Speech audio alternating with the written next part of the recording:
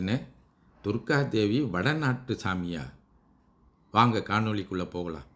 தென்னாடுடைய சிவனே போற்றி, எந்நாட்டவருக்கும் இறைவா போற்றி. அனைவருக்கும் வணக்கம். இந்த காணொளியில் நம்ம வழிபாட்டில் இப்பொழுது துர்காதேவிக்கு ஒரு முதன்மையான இடமை கொடுத்துருக்காங்களே, குறிப்பாக பெண்கள். அந்த துர்காதேவியினுடைய பின்னணி என்ன என்பதை தான் பார்க்க போகிறோம். நமக்கு சைவத்தில் இறைவனுடைய திருவருளை பராசக்தி என்று சொல்லியிருந்தோம்.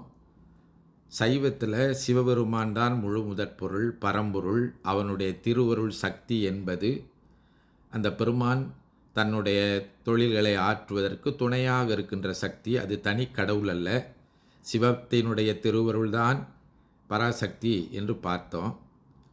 ஆதிசக்தி எனப்படுவது சாக்த சமயத்தில் முழுமுதற் பரம்பொருளாக சொல்லப்படுகின்ற கடவுள் என்று பார்த்தோம். அதுவே எல்லாவற்றையும் தோற்றுவிக்கின்றது என்பதையும் இதற்கு முன்னால் உள்ள காணொளியில் நம்ம பார்த்தோம்.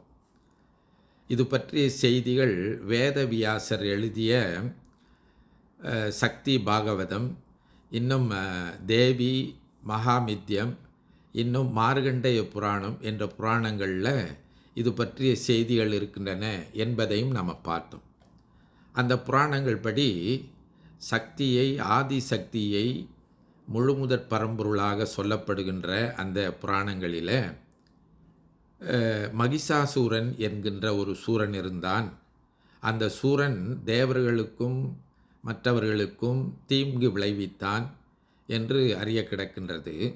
இந்த மகிஷாசூரன் எனப்படுபவன் பிரம்மனிடத்திலே தவம் இருந்து மனிதர்களாலோ தேவர்களாலோ விலங்குகளினாலோ எவற்றினாலோ அழிக்க முடியாத ஒரு வரத்தை பெற்றான் என்கின்ற செய்தி இருக்கின்றது.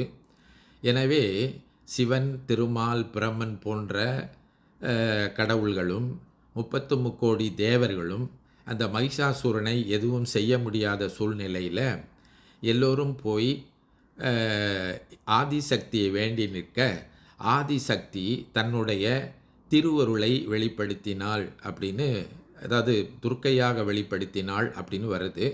அந்த துர்க்கை எப்படியாக வெளிப்படுத்தப்பட்டாள் என்று சொன்னால், இந்த சிவன், திருமால், பிரம்மா இன்னும் 33 கோடி தேவர்களுடைய ஆற்றல்களை எல்லாம் திரட்டி, அவர்களிடத்திலே இருக்கக்கூடிய ஆயுதங்களை எல்லாம் திரட்டி, இது எல்லாம் அடங்கிய ஒரு பேராற்றல் மிக்க ஒரு சக்தியாக, ஆற்றலாக துர்காதேவி தோற்றுவிக்கப்பட்டாள். அதாவது ஆதிசக்தியால் தோற்றுவிக்கப்பட்டாள் என்று இந்த தேவி பாகவதம் போன்ற புராணங்கள் குறிப்பிடுகின்றன. அவை சக்தியையே பரம்பொருளாக குறிப்பிடுவதனால சிவன், திருமால், பிரம்மா போன்றவர்களுக்கெல்லாம் அவர்களை விடவும் இந்த ஆதிசக்தி ஆற்றல் மிக்கவளாக காட்டப்படுகின்றாள். இந்த மகிஷாசுரன் கதையை சொல்கின்ற போது அவன் பெண்களின் மூலமாக இறப்பு ஏற்பட வேண்டும் என்கின்ற வரத்தை பிரம்மாவிடம் கேட்க மறந்துவிட்டதாகவும், அந்த பெண்ணின் கையாலே அவனுக்கு இறப்பு ஏற்பட வேண்டும் என்பதற்காக ஆதிசக்தி தன்னுடைய ஆற்றலை துர்க்கையாக தோற்றுவித்தாள் என்றும் அந்த தேவி பாகவதத்திலே சொல்லப்பட்டிருக்கின்றது. இப்படி வந்த அந்த துர்க்கையாகப்பட்டவள் அந்த எருமை வடிவிலே வந்த இந்த மகிஷாசுரனை கொள்கிறாள், வதம் செய்தாள் என்கின்ற செய்தியெல்லாம் நமக்கு தெரியும். அதனால் அவளுக்கு மகிஷாசுர மர்த்தினி என்று செய்தி இருக்கின்றது. இந்த புராணம் வடநாட்டில் மிகவும்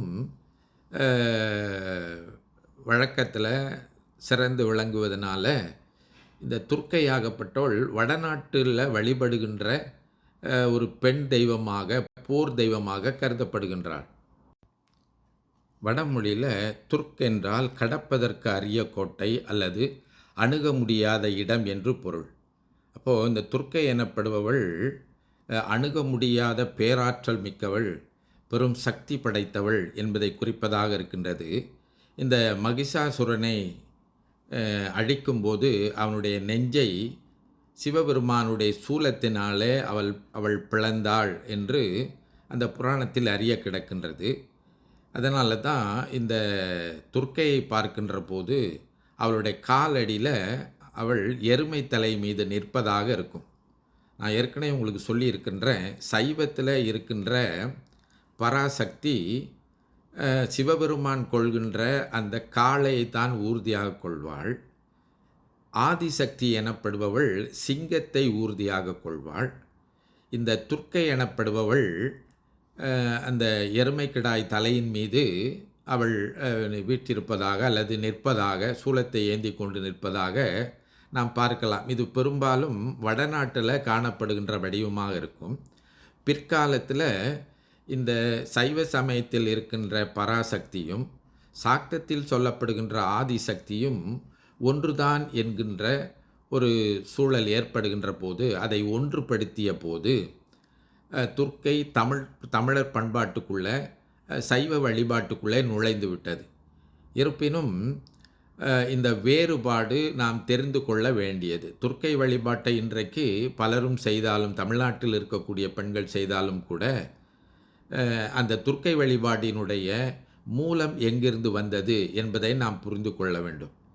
இது வேத சமயத்தை, குறிப்பாக வேத சமயத்துக்குள்ளே இருக்கின்ற சாக்க சமயத்தை விளக்குகின்ற நூலாக இருப்பதனால, இந்த புராணமாக இருப்பதனால, இது வடவர்கள் மத்தியில் பெரும் சிறப்பு பெற்று இந்த துர்க்கை தேவி வழிபாடு என்பது வடநாட்டில் மிகவும் கொண்டாடப்படுகின்ற ஒன்றாக இருக்கின்றது. அதனால தான் இந்த தசரா பண்டிகை என்று சொல்லக்கூடிய இந்த நவராத்திரி தொள்ளிரவு பண்டிகைன்னு சொல்கிறாங்க இல்லைங்களா, அது வடநாட்டில் மிகவும் எல்லோரும் வழிபடக்கூடிய ஒன்றாக இருக்கின்றது. இந்த வடநாட்டில் தான் இந்த நவராத்திரி பண்டிகை குறிப்பாக துர்க்கைக்கு கொண்டாடப்படுகின்ற ஒரு பெரும் விழாவாக இருக்கின்றது.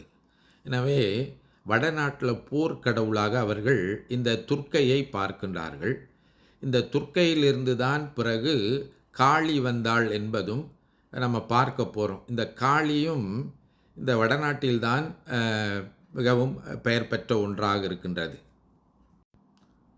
வடநாட்டு பண்பாட்டில் போர் கடவுளாக, போர் புரியக்கூடிய வீரத்துக்குரிய அடையாளமாக இருக்கின்ற இந்த துர்க்கை பிற்காலத்தில் தமிழ்நாட்டுக்குள்ளே நுழைந்து, தமிழர்களும் இந்த துர்க்கை என்பது வீரத்திற்குரிய ஒரு பெண் தெய்வமாக போற்றப்பட்டு வழிபடப்பட்டு வருகின்றாள். இருப்பினும் அதனுடைய பின்புலத்தை நாம் தெரிந்து வைத்து கொள்வது முதன்மையானது. துர்க்கை வழிபாடு என்பது பிற்காலத்திலே தான் தமிழ்நாட்டில் நுழைந்தது என்பதையும் நாம் தெரிந்து கொள்ள வேண்டும். இப்போ தமிழ்நாட்டில் ஆரம்ப காலம் தொட்டு பெண் வடிவ போர்க்கடவுளாக இருந்த ஒன்று இருக்கின்றது. அதை கொற்றவை என்று சொல்லி இருக்கின்றார்கள். அதை இன்னொரு காணொளியில் பார்ப்போம் என்று சொல்லி இந்த அளவிலே நிறைவு செய்கின்றேன். தென்னாடுடைய சிவனையை போற்றி, எந்நாட்டவருக்கும் இறைவா போற்றி. திருச்சிற்றம்பலம்.